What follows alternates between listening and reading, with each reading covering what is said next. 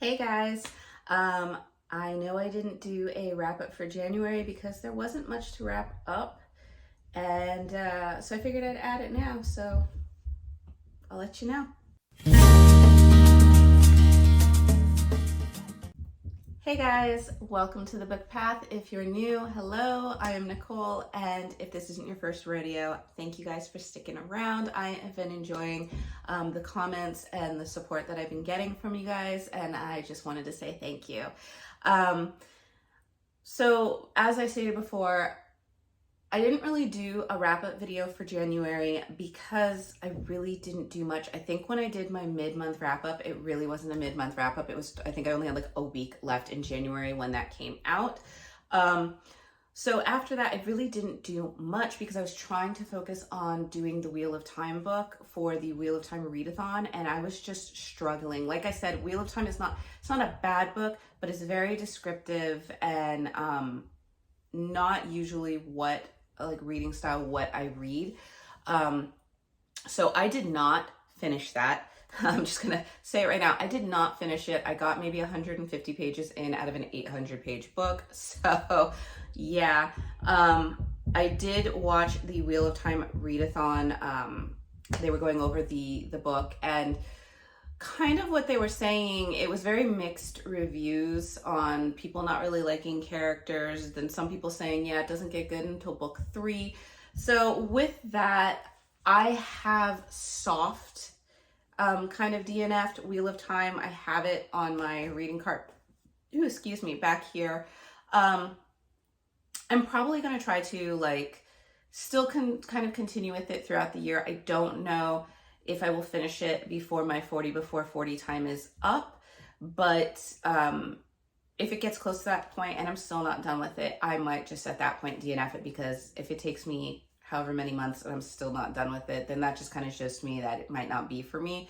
Like I said, it's not a bad book, it just might not be the kind that I like. So we'll just continue with it, see how it goes. Other than that, the only other thing that I read was, I believe it was called Teen Roommate Playing Gay to Stay. That is by, let me double check. I think it's Johanna Atman. And this is a really short story. It was like less than 200 pages. And I read it because I had a really kind of cute premise for it. You had a man who is kind of down and out on his luck, and he basically loses everything in one day. Like the girl that he's dating kind of just like takes off with his money, his car, like all the like everything. And he's left with nothing, and he needs a room and fast. So he finds a solution, but the only problem is the girl who is renting out the room says that the room can only be rented to another woman or to a man who is gay. So he decides he's going to pretend to be gay. And this causes a conflict because the girl who's renting out the room, Trixie, sees him and she's extremely attracted to him. And she also has a kind of brokenhearted background, and she is attracted to him, but in her mind, he's gay, and he is pretending to be gay while he is attracted to her and falling for her. So like I said, a very cute premise. I felt like it was going to be very cute and kind of rom-com-ish, and sadly, that didn't happen. I ended up rating this book 2 stars. It had good bones, but I think a lot of things fell through on it. I really could care less about Trixie and Brendan, the 2 main characters. There was nothing to pull me in to empathize with what they were going through. There was nothing really, as you read the book, you just keep hearing more and more about how physically attracted they are to each other, not so much of the other qualities that are making them fall for the other person. So it just feels like the relationship is based more on just like lust. Basically, by the end of the book, I ended up feeling like these are 2 people who probably aren't at the best in their lives, where they need to do their own kind of growth before being in a relationship, but they're not doing that. They're just kind of getting out of heartbreak and almost like rebounding off each other, if that makes any sense. Just, you could see potentially that this, it just wasn't, I don't know. It just didn't feel like the relationship was anything more than attraction, which, I mean, that's great if you're writing a romance book, but I kind of feel like you also kind of want your characters to have more than just physical intimacy as there when you're reading a romance book, but maybe that's just me. I didn't really care for for Trixie's friends being like, they really weren't supportive of what she was going through at times.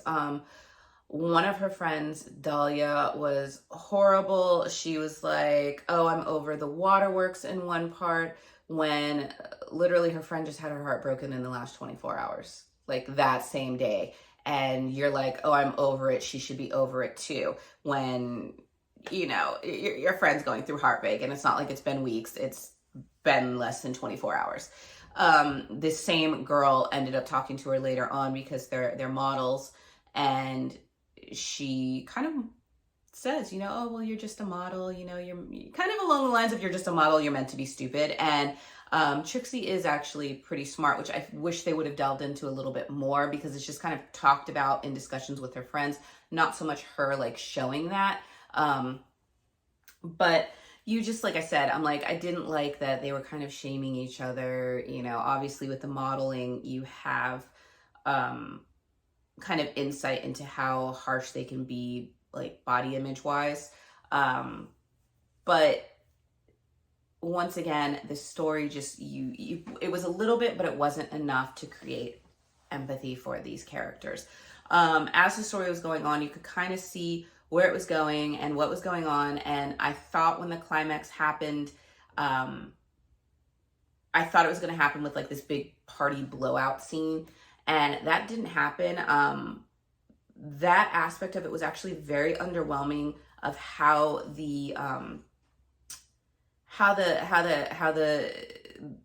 basically Brendan's secret would be found out by Trixie, that he wasn't gay. Like, you knew that was going to have to happen at some point. And how that kind of like basically there's supposed to be this big party, and you think somebody's going to blow the secret, and it just kind of doesn't happen that way. Like, I don't want to give too much away in case somebody wants to read this, but it was just very underwhelming. And then when it does come out that he isn't gay, the way, once again, that I thought, the anger that could possibly happen, the distance that might happen to the great resolve and coming together that you kind of expect with a romance, didn't really happen. It was very like water under the bridge, just sweep it under the rug. It was just very underwhelming. Like, the climax, the pinnacle moments where you thought all this emotion was going to come out, and the just kind of the blow up that you would think would happen just doesn't really seem to happen.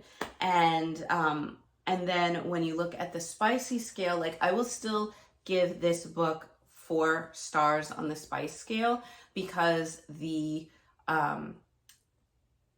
intimacy scenes are detailed, and there's a lot of them. However, I felt like when you have the great get together of the 2 main characters that you've been kind of waiting for when you read this book, their intimate scene together was just not written as well as the scenes with the male character earlier on in the book. Those scenes I felt were much more spicier than what ends up happening between the main couple that you've been kind of, rooting for to this whole time. So like I said, it just felt many levels just underwhelming. There are a lot of times where it doesn't seem like things were really kind of thought out. For example, there is actually one reference that he makes, Brendan makes at a get together, that he is just lets it out. Oh yeah, and my ex was a con woman.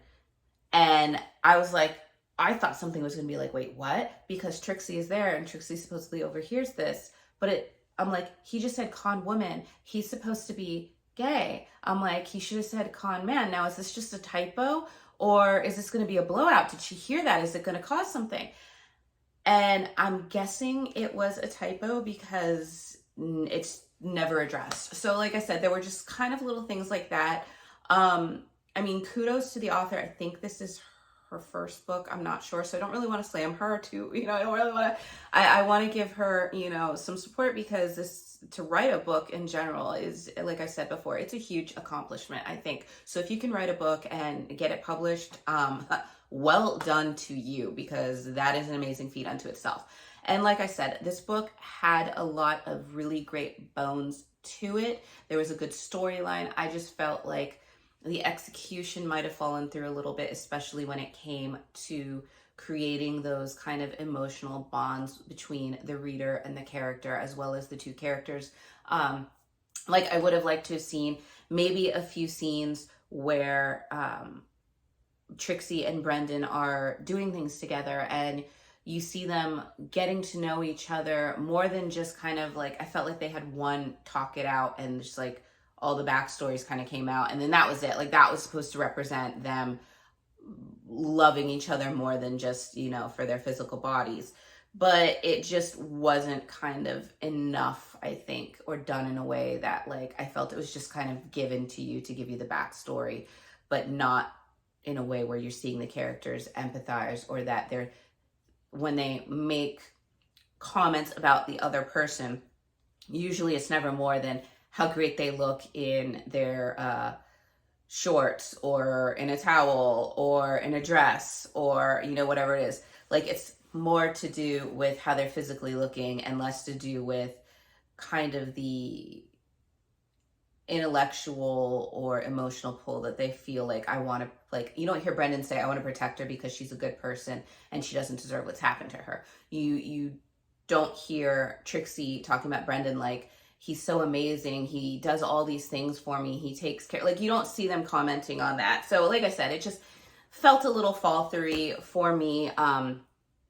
And I think that it would be probably better for younger audience, like more of a new adult audience than an adult audience, because I think once you get to like older readers, they're probably going to look at these two characters as idiots, like just the choices that they're kind of making, the things they're kind of doing.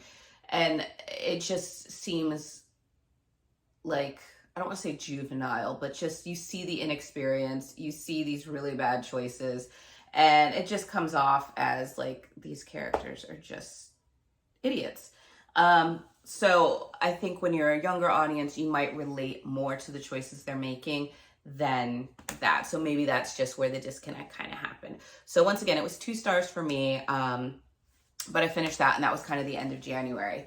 So beginning with February, which you guys know is going to be a huge challenging month. If you haven't seen my February T.B.R. video, I will link it below, but we are participating in Polarthon, Ferrofeb, Magical Readathon, Literature Club, and I think we were at like 14 books. I think that actually went up to 15 because an author reached out to me to review an arc of a story that comes out February 28th. And I did read it. I did a separate video coming soon. And that was for The Shadow of Theron by Catherine Troy. That was the first book that I read for February. And I loved it. I loved it. If you, like I said, I'm not going to do a lot of details here, because if you want the details for that book, you can go and see it has its own video under the for coming soon, The Shadow of Theron. But I loved this book. I gave it 5 out of 5 stars. It was I think it ended up being like either a high 3-star, low 4, high 3 hearts, low 4 hearts for the intimacy. I mean, for the spiceometer, because it was more about the courtship with a few little spicy scenes at the end.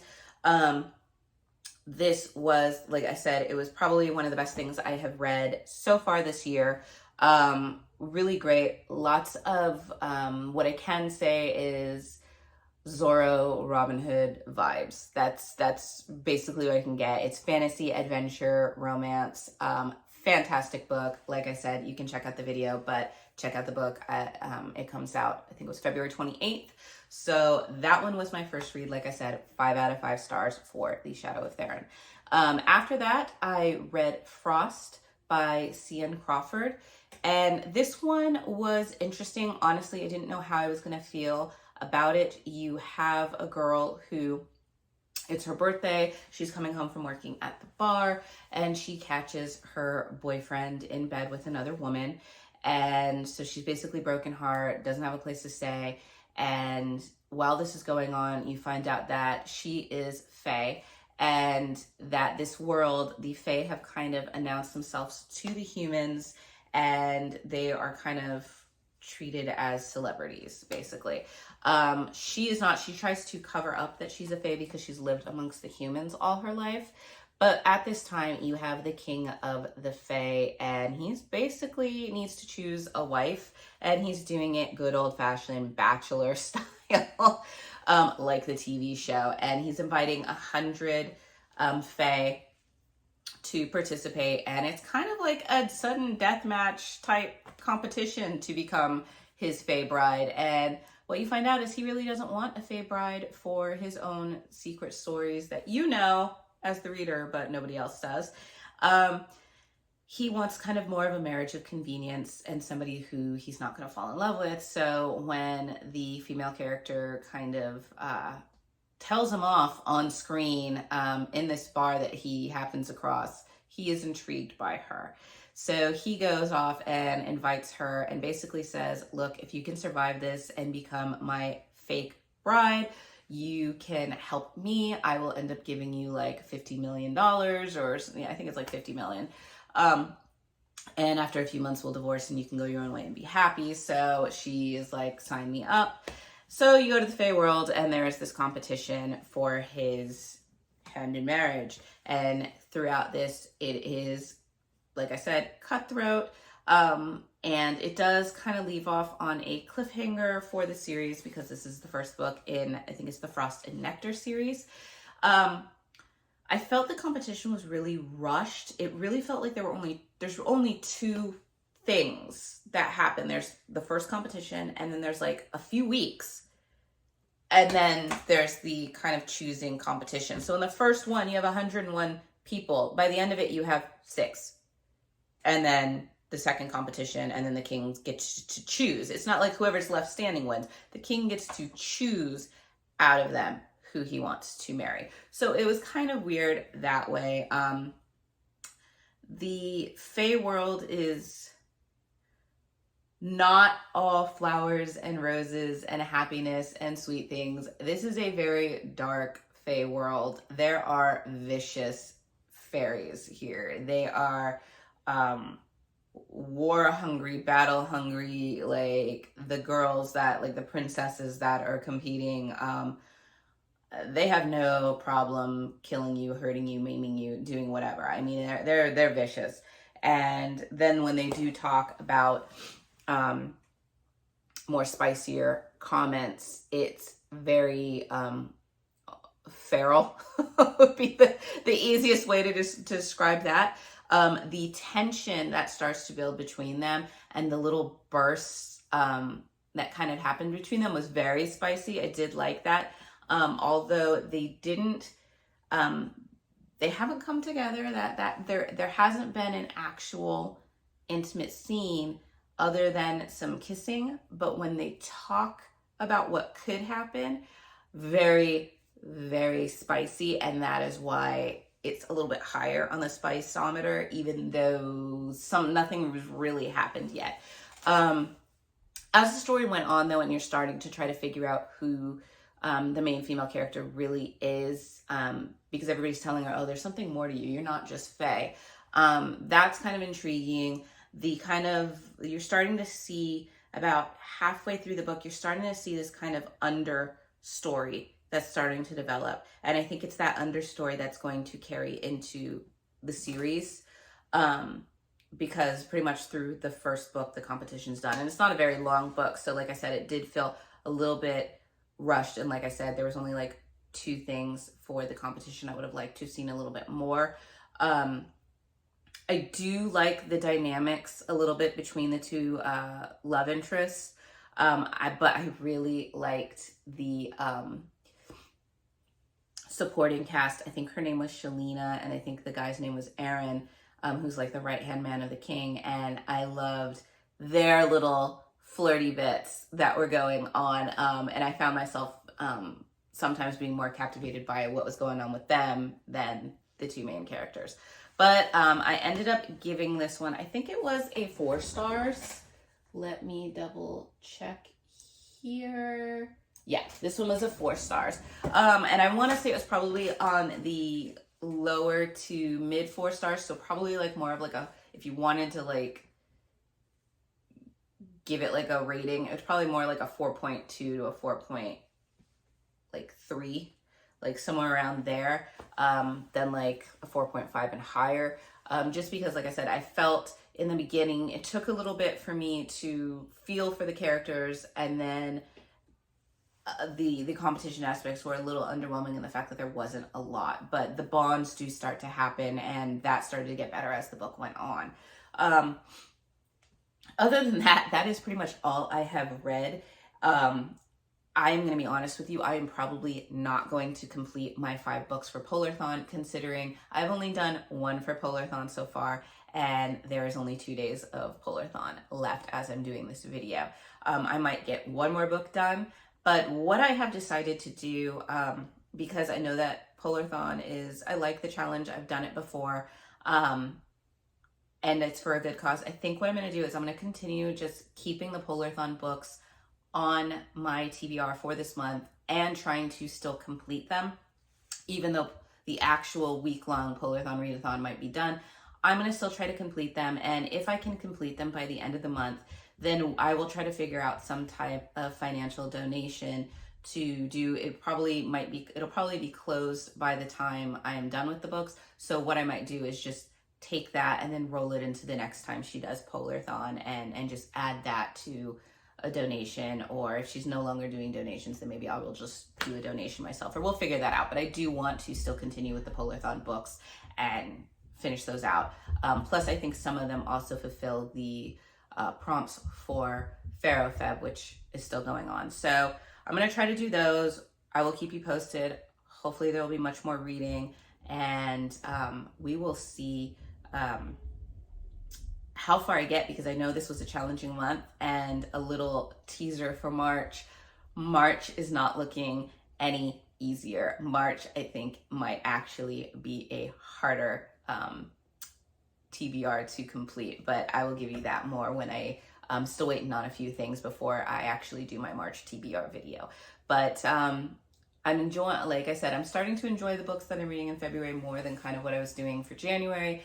And I'm hoping to pick up the pace a little bit with my reading, because I know I haven't been reading as much as I have in the past, and I want to kind of do more, because I know there's a lot of great books that I've been wanting to read, and so I just have to get to them.